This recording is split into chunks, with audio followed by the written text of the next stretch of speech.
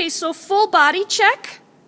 So what's the first thing that you check in on for that? Do you remember? You mean as far as my center? Yes, to establish your balance. Want to be lined up with his spine. True. His spine. But what about your saddle? My saddle needs to be straight with his spine. First and foremost, right? If the saddle's crooked, nothing is going to be correct. Okay? So saddle first, always. Is the saddle squared? Okay. Do you remember what you check in on next? I love your position right now. Well, I would think that I'm even on both sides. That my weight is equally distributed on each side. Okay. That my hands are center. Okay, let's hold on. Hold on. We want to be more methodical about this. Okay, let's be more methodical. Okay.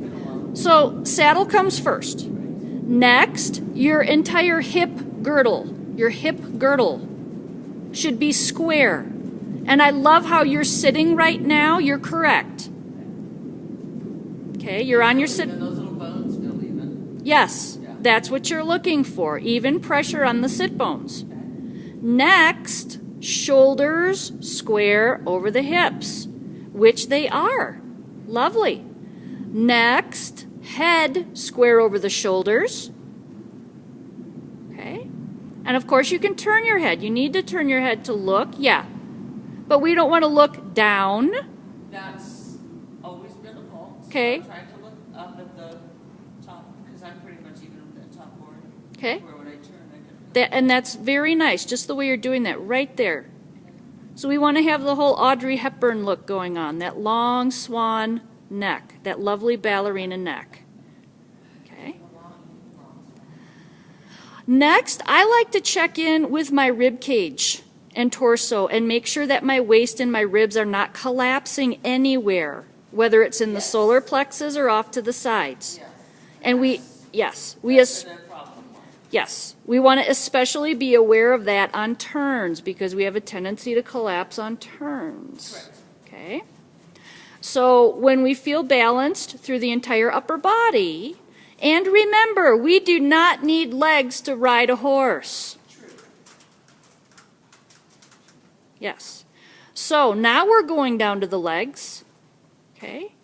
We want to have even contact down the inside of the leg to just below the calf muscle. And I love your position right there. The back of your heel is directly below the line on your hip where your jeans are. Okay? And it looks as though if I had a magic wand and I made Vinnie in the saddle disappear, you could land standing. So your legs are long, your thigh is pointing down toward the ground very long. You have a slight bend to the knee. Okay? And you're wrapping around that horse very nicely right now. Okay? So let's go down to the feet. Even pressure, like a scale, in the left and right stirrup. 90 to 95% of the weight should be in your seat, 5 to 10% in the stirrup. Okay? Even pressure across the balls of the feet, which it looks like you're nice and balanced in that stirrup with your foot.